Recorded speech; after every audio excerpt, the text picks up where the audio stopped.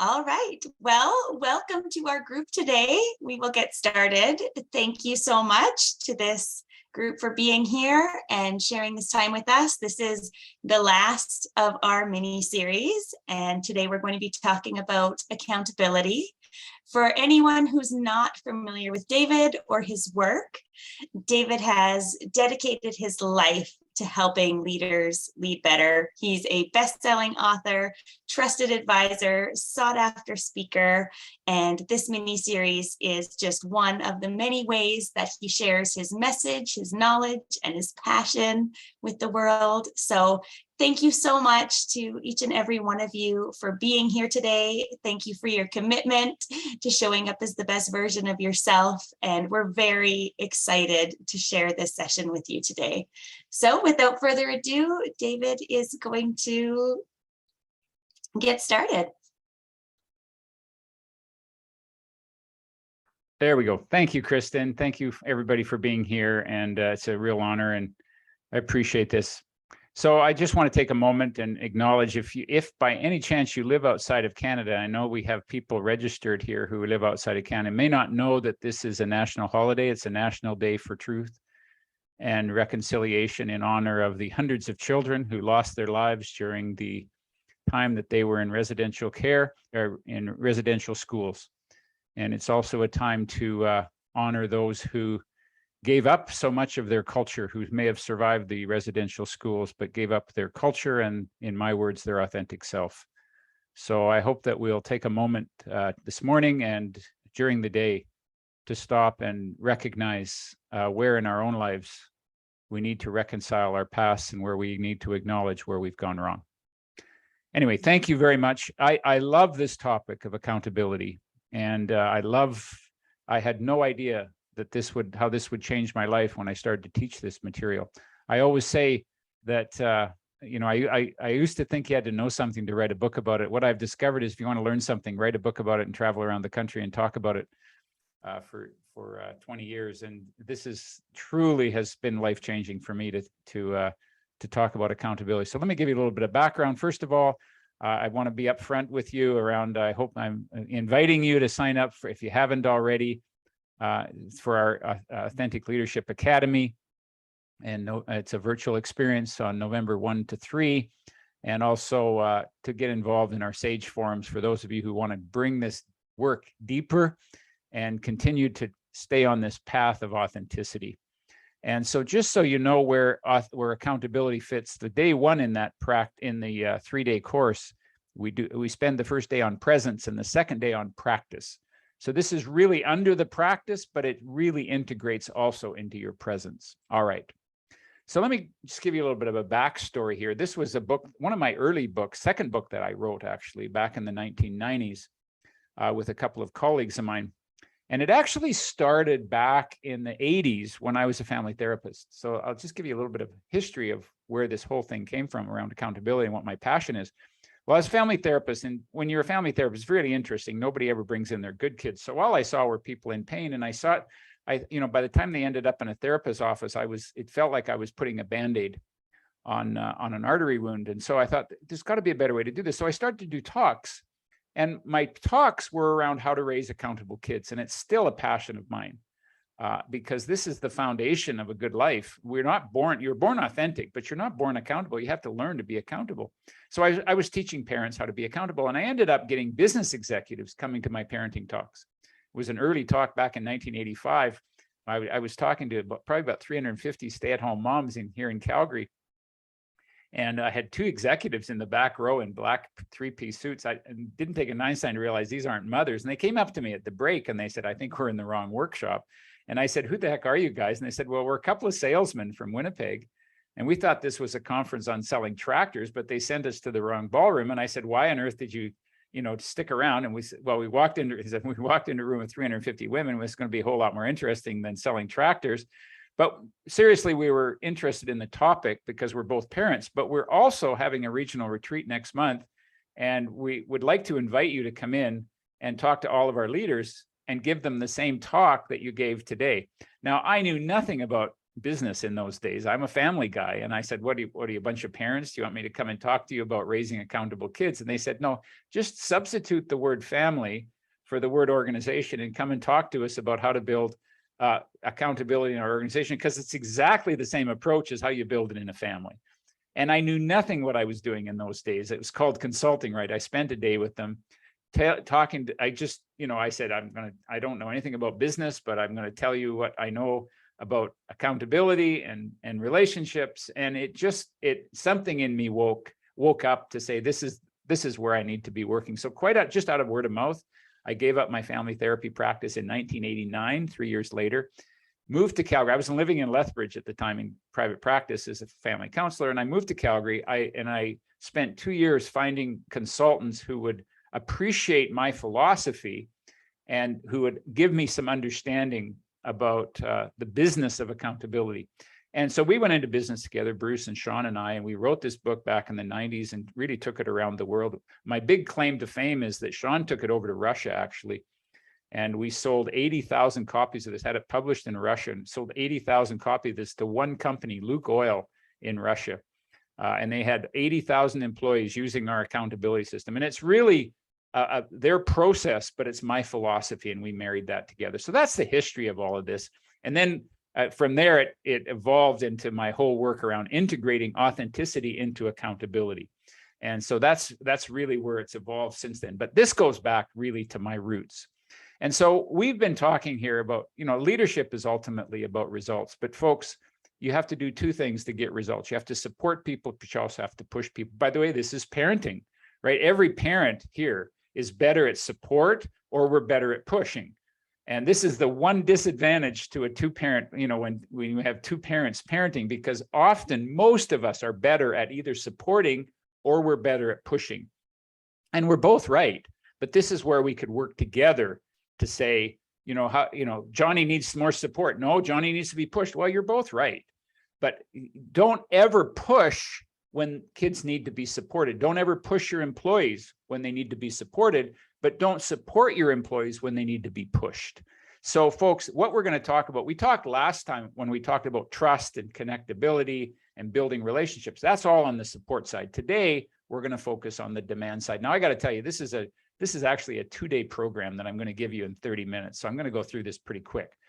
I talk about 4 aspects of accountability. First of all, you got to get clear what exactly we mean. Everybody talks about accountability. Kids should be more accountable. Teachers should be more accountable. Politicians should be more accountable. Leaders should be more accountable. Employees should be, everybody talks about accountability, but we talk about it, folks, as if we understand what we're talking about. I don't think we really do. It's just been a word that's been used to hammer people. So clarity, I'm going to give you some clarity around accountability. I'm going to talk about the mindset of accountability. Then I'm going to talk about the approach to partnerships, and then I'm going to talk about agreements. We're going to cover that in 20 minutes. All right, let's talk about clarity. First of all, my definition of accountability is something I learned on the farm growing up. It's the ability to be counted on. And this is where it starts. As Henry Ford said, you can't build a reputation on what you're going to do. You have to build a reputation on what you're doing, what you do. I cannot talk about accountability without talking about my parents. My parents' generation knew something more about this. They lived through the war. They knew something more about this whole thing called accountability. One of the things that I've learned is it's a whole lot easier to see a lack of accountability in others than it is yourself. Every one of you are going to think of people in your life that you wish could hear this presentation. But I'm going to ask you to resist that tendency and look inside, look in the mirror and say, where do I need to be more accountable? And that's something that seed was planted with my parents. They talked about words like maturity, initiative, and duty. These are words that aren't typically used in our lives today, okay? This is the house that my mother was raised in. 900 square feet, 12 kids were raised in this house. 2 kids died in childhood. My mother lived through 4 pandemics. I think she would say today we're a little spoiled. And there was not 1 ounce of entitlement in my mom's bones. I always say, if you want to raise accountable kids, poverty really helps. It's not necessary, but it really helps, okay? My mother always used to say, always make your gratitude bigger than your circumstances. This was just ingrained in me, this philosophy, okay? So the 7 steps of accountability: take 100% responsibility without excuses. Turn all expectation conversations into clear agreements. You'll learn there's different kinds of conversations. There's entertaining, there's learning conversations, there's entertaining, there's just enjoyable conversation. But whenever you have a conversation related to having an expectation of somebody, always end it with a clear agreement. We used to call those confirming memos, where we would type it up and fax it over. This is what we agreed to. This is one of the purposes of an email. After you have a conversation, have a clear agreement. This is what my agreement is. This is what your agreement is. This is just going to summarize this. And we just send off an email, the summary of your conversation. Think carefully before you make an agreement. Only make agreements you know that you will honor. Write agreements down. I carry a little black book with me, and every time I write down it, every time I make an agreement, I write it down. It goes into my my phone and my device at the end of the day. Write it down. The older I get, the more I realize, you know what, I got to pay attention to this. Be impeccable about keeping promises and have a recovery process. We're not going to get into the recovery process, but let's face it, we are human. Sometimes we aren't able to fulfill our accountability. Now, let me just give you an example of this. I'm going to give this an example. Kristen on our team here, who introduces me in all of my talks, she is truly an accountable person. And just 2 days ago, she's very good, by the way, at coming up with creative titles. So I called her in the morning and I said, listen, I'm coming up with a title for my next webinar. It's going to be accountability. Can you brainstorm with me? And so we brainstormed for a few minutes. And then she said, I need some time to think about this, because I know this about Kristen. She needs some, she thinks it through on her own. She'll thesaurus it and she'll think it through. And she said, I just need a little bit of time. So it would have been nice if I could have had it that morning. But she said, you know what, what I can do is I've got to get my daughter home from school. And so what I'll do is I'll promise to have it to you by 4:30 this afternoon. Now, that was later than I would have liked, but I knew that when she would deliver on it. I want you to think about the people in your life that will keep a promise, and you can count on them. Now, I would far rather have, and she, at 25 after 4, I had she responded. She's an accountable person. Now, think about people in your life who are accountable, and what's it like to live and work with those people? It gives you energy, right? Now, I would far rather have a yes. I would far rather have a no and a later yes than an early yes and make that a no. In other words, over deliver, under promise, right? So if for example, if she couldn't say no, I couldn't trust her yes.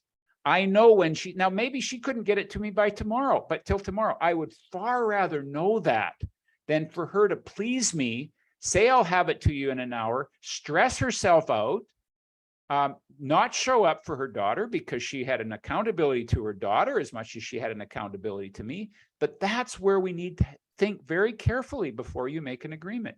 Whether that agreement is with yourself to get up and exercise in the morning, whether that agreement is to show up for one of your kids' soccer games, whether that agreement is to show up for a project at work, think carefully and only make agreements you know you'll honor. Don't ever make an agreement that you don't intend to keep. Okay, this is what builds accountability.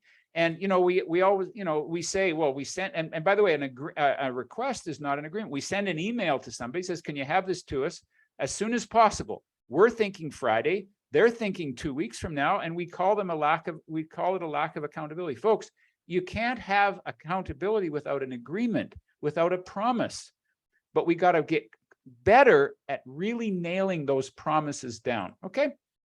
So if you want a respectful, inspired workplace, it starts with accountability. And when you keep your promise, whether it's to get up and exercise in the morning or to keep a promise to fulfill a project, that leads to integrity, which leads to self-respect, which leads to respect from others, which leads to a respectful culture.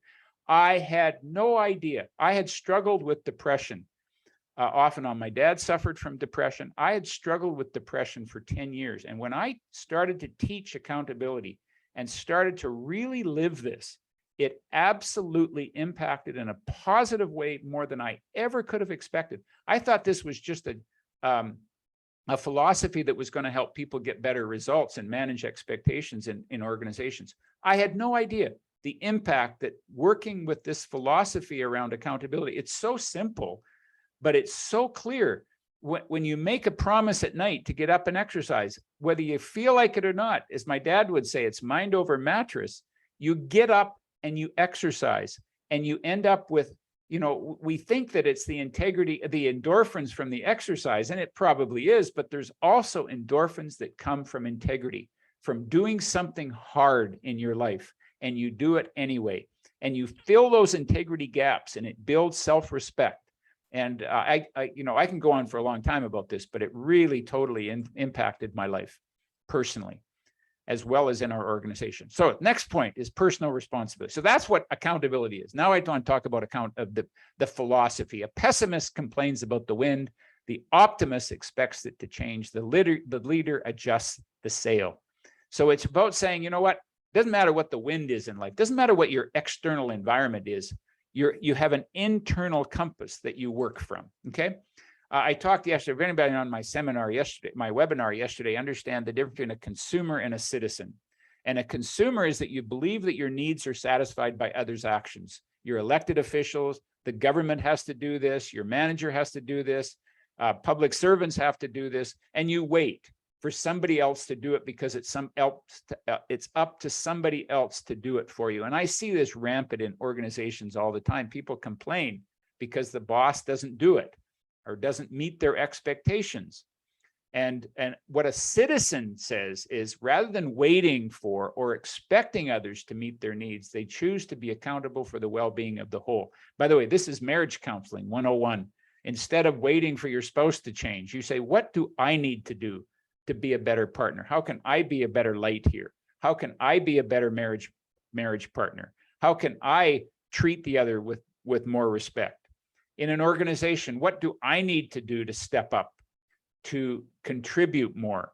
How can I take responsibility for the well-being of the whole and then act accordingly? George Bernard Shaw, the great Irish playwright, this is 93 years old, he wrote this. This is the true joy of life, the being used for a purpose recognized by yourself as a mighty one, the being a force of nature instead of a feverish, selfish little clod of ailments and grievances, complaining that the world will not devote itself to making you happy. I know my dad would love this guy. So are you a force of nature in your organization? I'm going to tell you, you just hang out with Kristen long enough and you're going to see a force of nature that, she just takes that accountability. She doesn't wait for somebody else to do it. She takes that ownership, and it's inspiring to be around people who are accountable. And again, you can all say, well, I can't be accountable because my boss isn't accountable. Well, you know what? You take the initiative. Look at your part of the side of the street. Doesn't mean you take the blame, because what we typically think of is when people walk around and say, got to be accountable around here, we typically see it as blame and fault finding. And that actually indicates that accountability wasn't there to begin with. What we end up is with people in the victim box, which is about the difference between renting your job. You ever meet somebody who's renting their job? It's don't blame me. It's not my job. I'm just renting it. And, we rent their life. Don't blame me. It's not my life. I'm just renting it. My dad would teach me. We walk through a park, pick up the garbage, take ownership for it. Now we could spend a lot more time talking about this, blaming and problem focused and consuming, tearing down, talking about people, contaminating, triangulating, which is just another word for gossiping, stuck in the past, entitlement versus owning, which says I claim my side of the street, solution focus, contributes, builds, talks about solutions, contains feelings rather than contaminates, shows loyalty, lets go of the past, and the antidote to entitlement is gratitude. So this is what leaders do. And what I do is we create a culture where we all get into the victim box, let's face it, but we challenge each other. So it's not up to the boss to get you out of the victim box. We challenge each other and say, can we all agree that when we get into the victim box, we'll remind each other gently and say, you know what, I'm not going to participate in your gossiping here.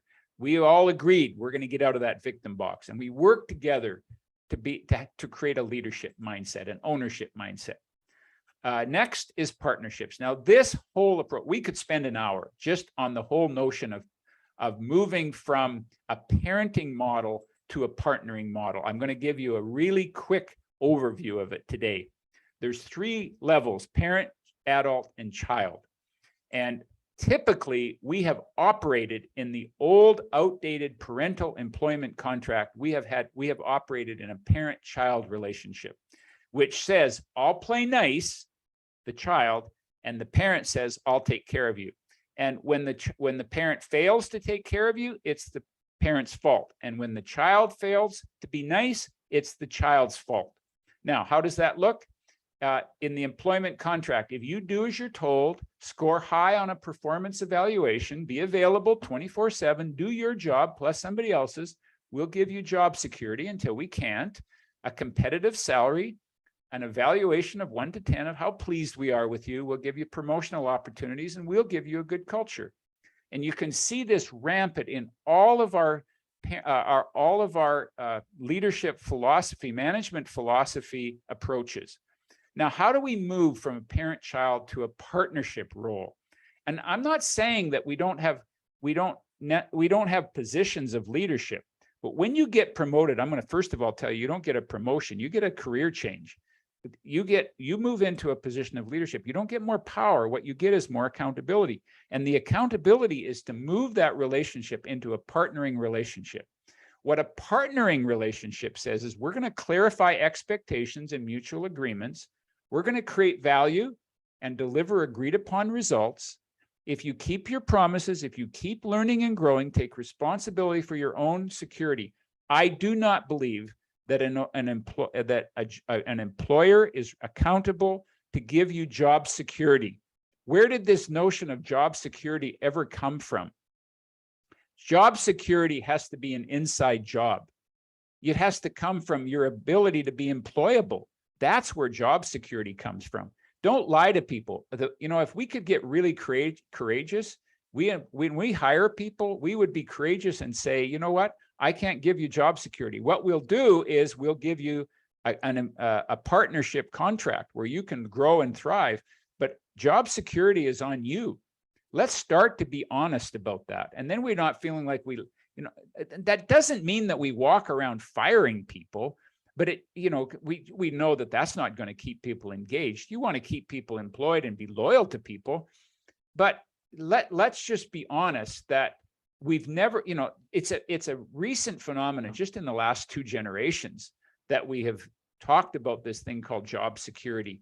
And again, we could spend some time discussing it, but I have a very strong bias about this. Clarify expectations, ensure a safe place. What employers are responsible for is to create a safe place without job security. Keep our promises, co-create with you a remarkable culture. It's not up to the boss to make it happen. It's up to us working together, and we'll create a space for you to contribute and to grow. This is moving toward a partnering relationship. Now, security comes from outside. It's about entitlement. You'll see entitlement rampant in a parental contract. In fact, when you see a lot of entitlement in a culture, you know that that's an outcome of a parental contract. You see blame, you see a culture of complaint, you see regression toward adolescence. How many of you have ever seen your colleagues or your team operate like kids, whining and complaining and having this sense of entitlement? It's self-centered and politics are paramount.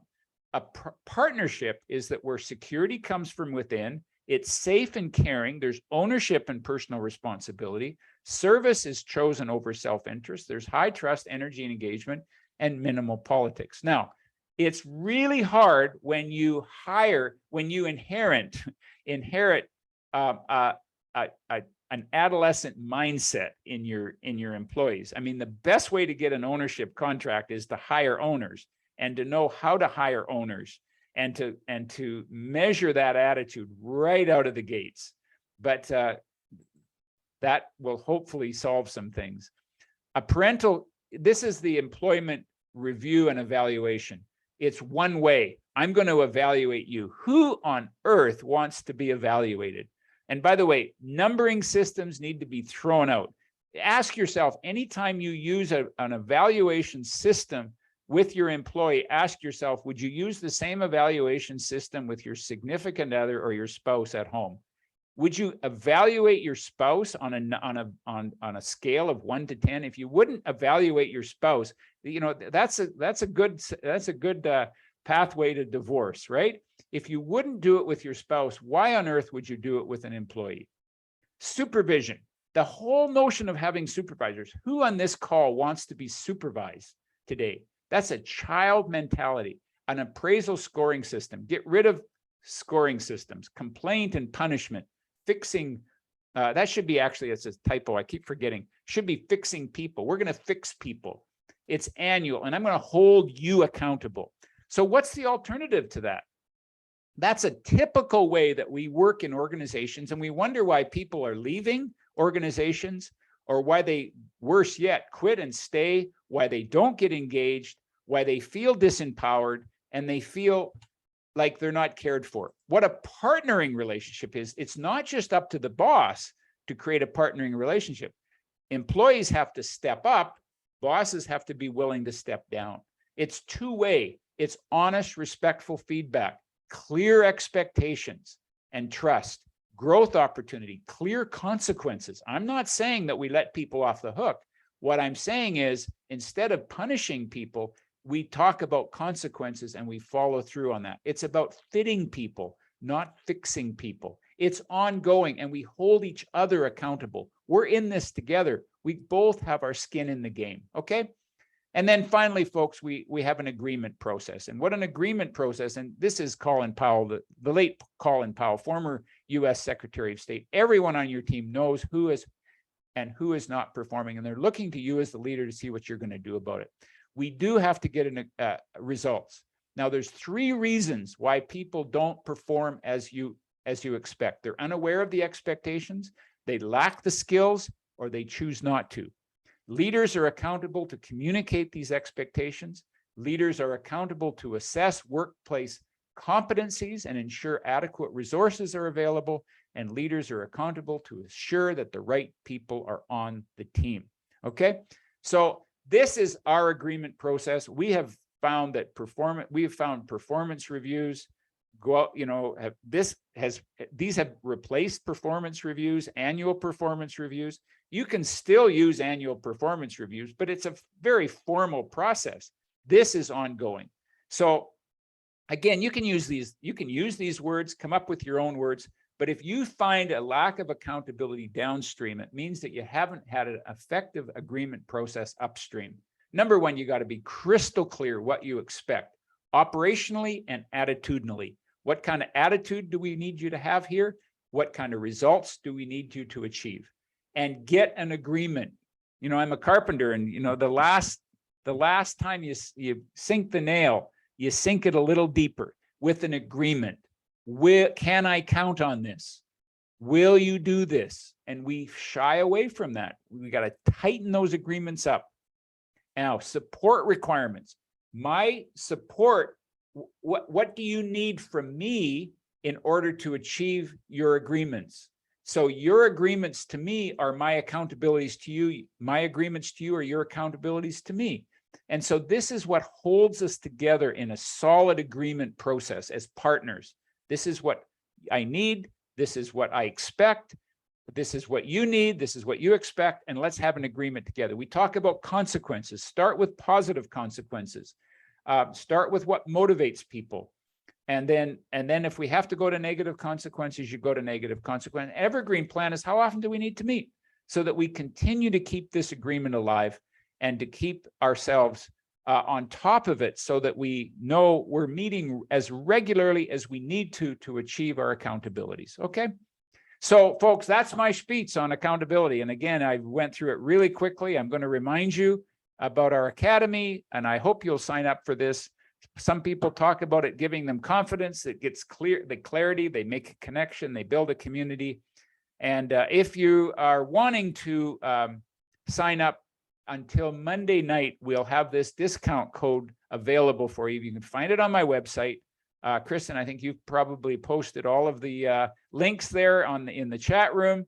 And If not, I can stick around and I'll do that for you afterwards. But that's the promo code that you can use and get a good aggressive discount. So on that note, I will wrap this up. And folks, I'll stick around for a few minutes here and